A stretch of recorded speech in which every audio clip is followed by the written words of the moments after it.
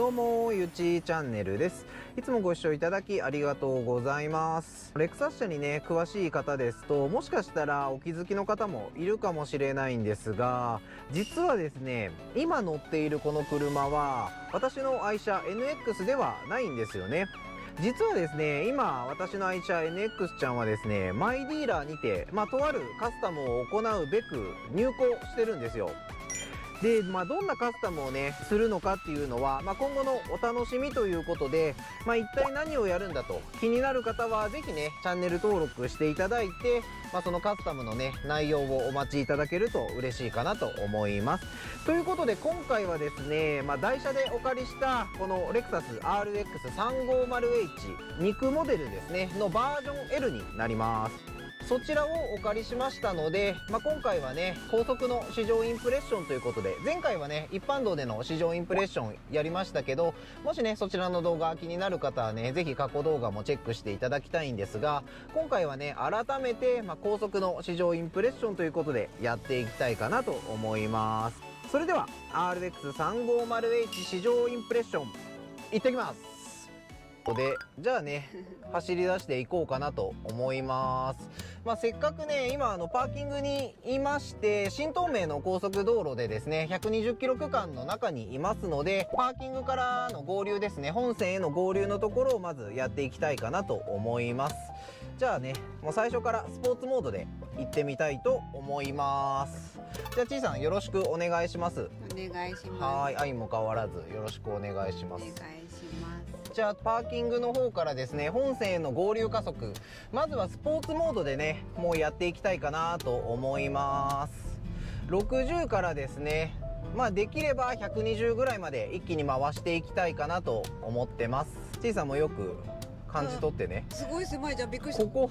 こね、ちょっとね、右側ね、草刈りやっとって、では今60からなんで、ここからいきます。3、2、1、GO！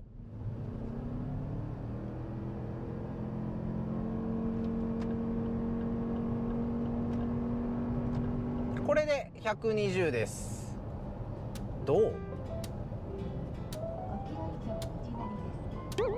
うですか？一発目の加速、スポーツモード。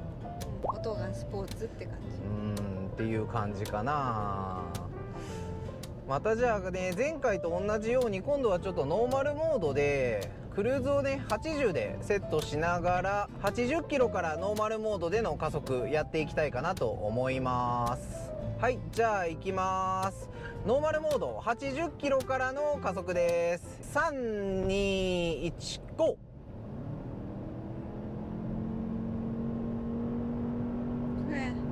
これで120。どう？なんかやっぱり重そうだね。重そうだね、これは。NX の方がやっぱもうちょっとあれだね、加速感あるね。きっとちょっとやぼったい感じはするね。ね。なんとなく、そんな感じはする。ちょっともう一回スポーツで全開加速やってみます。80からの全開加速です。では行きます。3、2、1、GO！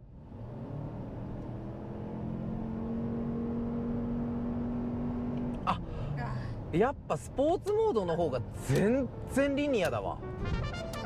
やっぱり、もうアクセル踏んでる感覚とハンドル握ってる感覚が、やっぱスポーツモードの方がグイグイいくね。そうだね。もうやっぱこれはちょっと明確に違うかも、ノーマルとスポーツでは。ただやっぱり NX と比べるとどうしてもちょっとやぼったいかなと思っちゃうかな。これ何、ゆうくんの好きなガソリン車だったらもっと350のターボモデルの方が絶対すごい加速得られると思う。爆発的な。もうあれはもうちょっとグンってなるもん、後ろに。これならんよね。ね、シートにグンってならんもんね。なんかスルスルとは加速してくけど、まだまだ NX の方が出るね、前に。軽い感じが軽い感じがするね。で皆さんね、この RX の車両の基本情報なんですけど、この RX350H バージョン L は NX と比べると車重が170キロ重たいんですよね。でエンジンは 2.5 リッターとハイブリッドモーターの組み合わせとなってまして、本当にね NX に積んでるエンジンと全く同じエンジンを積んでるんですよね。で NX と RX350H の違いっていうのが何かっていうと、ハイブリッドバッテリーの違い、種類の違いだけなんですよね。NX はリチウムイオン電池なのに対して RX はバイポーラ型ニッケル水素電池となってます。で一般的にはバイポーラ型の方が瞬時にね大出力のパワーが得られるっていうことで、加速時のレスポンスの良さとかがね上げられると思うんですけど、やっぱりねベタ踏み加速やってみて思ったのが、車重の大きさはやっぱりでかいです。でシステム最高出力も NX とほぼ一緒なんですよね。でエンジンの最高出力も190馬力ってなってて、もう一緒なんですよ NX の 350H と。なんでやっぱ同じパワートレインっていうところで車重のこの170キロ RX の方が重たいっていうのが、結果的に伸びのある加速感がねちょっとやぼったい印象になってしまったのかなっていう、そういう印象はありますね。ただハイブリッド車なんで変速ショックはね全くないですし、無段階変速機ですのですごいね走りは滑らかです。この RX350H の車重が、1900キロ弱あるんですけど、そういった巨体を感じさせないぐらいもう踏んだらね、リニアに加速はしていきますので、そのあたりはねすごい快適だなというのは感じます。車重の重さはここまで感じずにスルスルと加速していく感覚はあるのかなと思います。ただやっぱ加速性能だけで見ると軽い NX の方に分があるかなっていうところですね。なんで加速感が欲しいとか、もっと余力あるねパワーがモアパワーが欲しいっていう方はやっぱりターボモデルか、もう一個上の 500H2.4 リッターターボとハイブリッドモーターの組み合わせの方がいいかもしれないですね。高速走行向きのような気がします、私的には。あとは乗り味に関してなんですけど、ちいさんどう乗り心地これ？安定してるねえ、乗り心地いいよね。これ乗ってるのはねバージョン L なんですけど、でも確かに NX よりなんかふわふわ感がない。どっしりしてる感じはあるね。なんかさ NX よりふわふわ感っていうか、俺はコツコツ感が少なく感じるんだけど、なんか NX の方がよりなんかもっと路面の凹凸をこう車内に伝えてくるっていうかさ、NX の方がよりちょっとスポーティーに振ってるのかなっていう、そういう印象がある。なんか RX の方がやっぱどっしりしてるのもあるし、なんか優雅に乗るっていうかさ、ちょっとマイルドな味付けになってんのかなっていうのは感じる。バージョン L だしね。でもすごくいい。そうやね。俺これの乗り心地好きで、 RX はバージョン L も F スポーツも本当にねどっちも乗り心地めちゃくちゃいいんですよ。なんで RX でね乗り心地のね硬さとか、そのあたりはねあんまり気にしなくても、どのモデル買っても乗り心地間違いなくいいんで、もうそれはね保証できるかなと思います。本当乗り心地いいもんな。でもガソリン車は気持ち悪くなっちゃうでしょ。それはあれはね、でもね人によると思う。ちいさんはああいうのが苦手なタイプだからそう思うかもしれんけど、もともとガソリンモデルをね乗ってきた人とか、ちょっとスポーツタイプの車をね乗ってきた人だったら別にそんなに気になる感じでもないと思うよ。こんなもんだろうなっていう感じだと思う。ただね350のターボモデルはねどうしてもね 0.5 秒ぐらいのターボラグがあるんで、キックダウンスイッチもついてるんですけど、バンって踏んだ時の加速がこの 350H だとバコンって踏んだ瞬間にもうその瞬間的に3キロ5キロっていう形でポンポンポンポン加速していくような感覚があるんですけど、あっちの350のターボモデルはバコンと踏んだ時にどうしてもねその踏んでからの爆発的な加速を得るまでのそのターボラグがねどうしても感覚的に感じちゃうなっていうのはあるかな。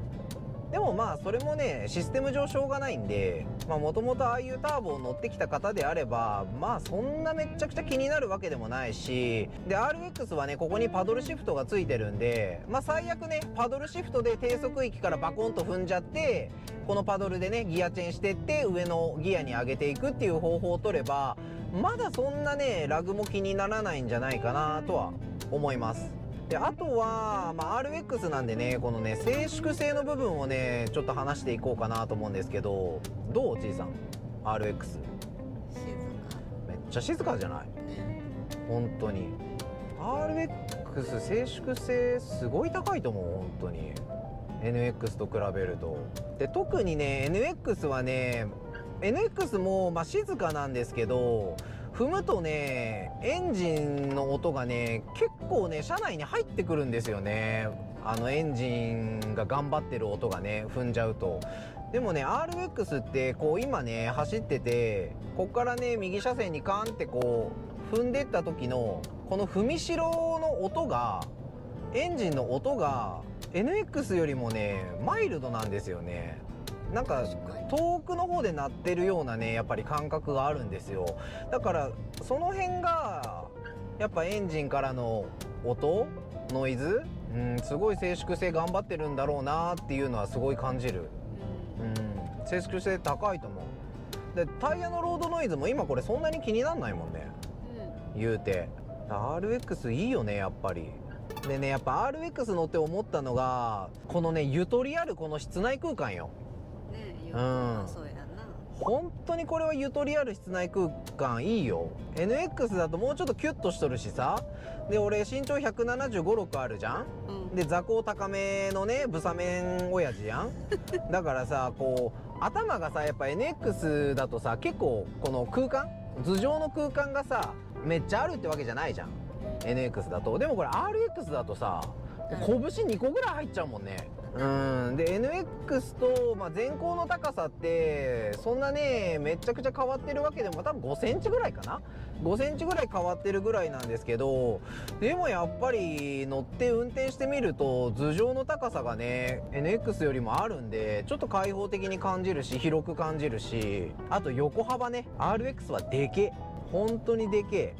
NX の全幅が 1865mm なんですけどRX はね 1920mm もあるんでやっぱでかい。でかいね。でかいけどでもやっぱさ運転しとる時もさ肘置きに手を置くのも楽だしね。特に俺ねゴリラみたいな体格しとるじゃんガタイも大きいし。そうだね。だってそういう人にとってはさこのぐらいのさゆとりある室内空間ってやっぱいいなって思うね。欲しいと思う。次は RX 欲しいなって思う。であと後席も広いですしね NX と比べると。バージョン L なんで、後席にもシートヒーターとベンチレーションついてますし、もちろんね電動格納シートもついてるし、でなおかつ RX なんでリセールもいいでしょ。いいよなやっぱりね RX の一つの大きな強みっていうのがあって、ちいさん、やっぱりこの車格なのよ。もちろん小さいは正義だよ。 LBX みたいに小回りも利くし、どこに遊びに行くにもどこに持っていくにもコンパクトサイズはすごいいいと思うよ。取り回しもいいし運転しやすい、駐車してもドアパン気にしない、とってもいいねえ小道でもスイスイ走っていくって、もちろん小さいは正義なんだけど、でも逆に大きいは正義もあるんよ。やっぱ大きいとさ見た目の迫力で RX だと高級感もあるし、でゆとりあるこの車内空間、やっぱこれはさ大きさがないとさできないことじゃん。本当に LBX とか UX もさちいさんも乗ったでしょ、運転もしたじゃん。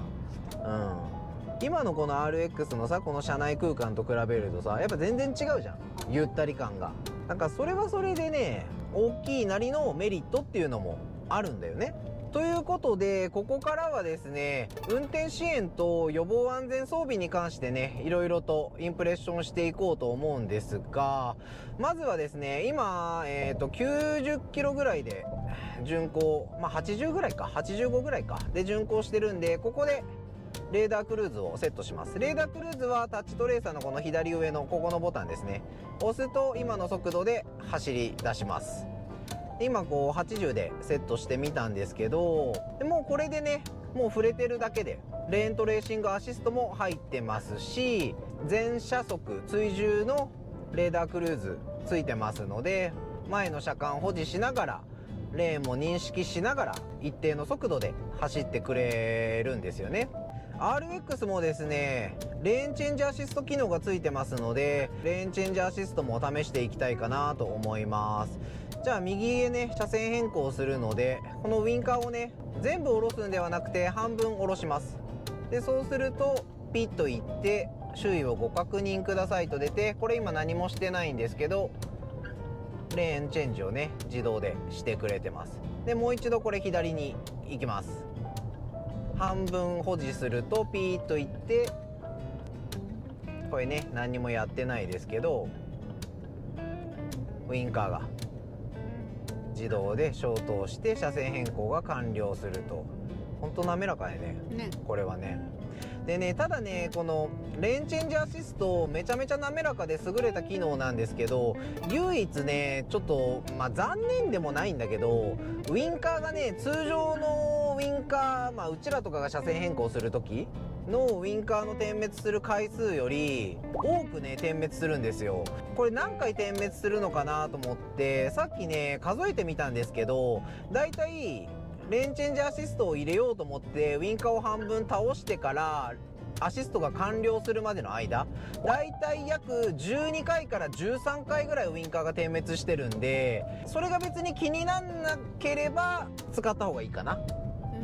で、そんなにパッコンパッコンパッコンパッコンね、ウインカーが点滅してるのがやっぱりちょっと嫌だっていう人は、自分で車線変更した方がいいのかもしれないですね。結構多く点滅してしまうので、なんかずっとウインカー出してるねって周りから思われるかもしれないですね。で、それとこの RX はですね、 NX にはついてない予防安全装備がついてます。で、それは何かっていうと、一つはセカンダリーコリジョンブレーキですね。で、もう一つは後方車両接近告知ってやつで、それと周辺車両接近時サポートっていうこの3つの装備が、今だと新型 LBX だったりこの RX についてるんですけど、 NX はそういった装備がついてないんですよね。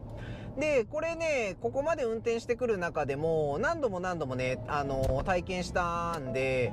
そのね、感想というかそういうのも含めてお話ししていこうかなと思うんですけど、これね、後方車両接近告知っていうのは、後方からね、車両がバーッと接近してきた時にヘッドアップディスプレイと液晶に後方車両接近っていう文字がね、こう出てくるんですよね。後ろから車来てますよって、どいてあげてくださいねっていうのをドライバーに知らせてくれる機能なんですけど、これね、めちゃくちゃありがたいなと思います。常にね、運転中こうデジタルインナーミラーがありますけど、ここばっかりね、常に見て運転してるわけではないので、運転しててね、後ろからバーっとね、後続車が来てるの気づかなくってずーっとね、追い越し車線走ってるとか、そうなってしまうとね、後続車の方にとってもすごく迷惑な話になってくると思いますので、それをね、車両がセンサーで感知してて、後ろからパーってね、迫ってきたら、もうヘッドアップディスプレイにパーって後ろから来てますよって出てくれれば、寄ろうかなっていう風になるんで、これはね、すごく便利だなと思います。で、これに付随して煽り運転対策ですね、周辺車両接近時サポートっていう機能がついてるんですけど、距離がね、めちゃくちゃ近い後ろで、車間距離がめっちゃ近い状態で後ろに疲れてる状態がしばらく続くと、警察とかね、ヘルプネットに通報しますか、電話しますかっていうのを車両が提案してくれて、なおかつ自動でドライブレコーダーも録画を開始してくれるという機能がこれついてるんですよね。これはね、ほんといいなと思いますね。で、こういった機能はレクサスだと LBX とか RX についてるんですけど、新型クラウンスポーツにもこういった装備全部標準でついてますのでね、その辺がやっぱりね、発売時期の違いというか、NX との違いになってくるのかなと思います。はい、ということでですね、RX の高速試乗インプレッションもちょっと簡単ですがお伝えさせていただきましたが、いかがでしたでしょうか。あれからですね、1日 RX この 350H 結構乗ってみたんですけど、ちょっと映像は切り替わってしまって夜間のね走行動画とはなっているんですが、たっぷり1日乗ってみて分かった RX350H の総括をね話していきたいかなと思うんですけど、やっぱりね走りに関しては乗ってて運転してて楽しいのはやっぱり NX の方がパワートレ的には合ってるのかなっていうのはありますね。同じパワートレインなんで NX350H とで、車重がこっちの方が170キロ重たいんで、加速に不満があるかって言ったら別に不満はないんですけど、やっぱりパンチはないしめちゃめちゃ速いわけでもないし、滑らかには加速するけど、やっぱり RX にはもう一段階上のモアパワーがあった方が運転は楽しくなるかなっていうのは思うかな。絶対的に乗り心地はこっちの方が圧倒的にいいで、あと広いからね快適っていうのはある。ただでもこ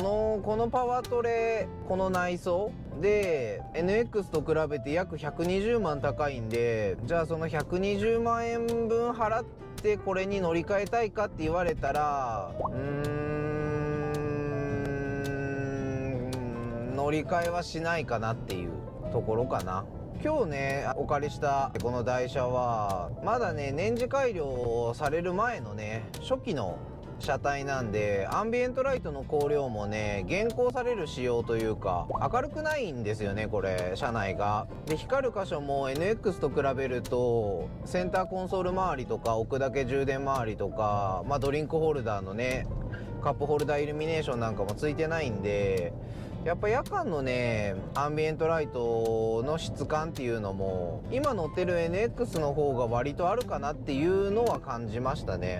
あとやっぱね静粛性に関してはもう断然ね RX の方がねやっぱ静かだと思います。高速走っただけじゃなくって街中もねたっぷりむちゃくちゃ走ったんですけど、やっぱりねエンジンノイズが出足の踏みしろから鳴るエンジンの音も NX と比較すると圧倒的に RX の方が車内静かですし、でこれ今新東名の120キロ区間でクルーズをね120でセットしてこう走ってるんですけど、もう120で走っててもこの車内の静粛性のレベルなんで多分あんまり雑音とかロードノイズ音声的にも入ってないんじゃないですかね。このぐらいね静粛性がやっぱり高いんで、NX ではね多分120キロ域でこんだけ巡航しててももうちょっとね多分ロードノイズとか風切り音とか入ってきてると思うんですよね。それが RX だと車内もねむちゃくちゃ静かだし、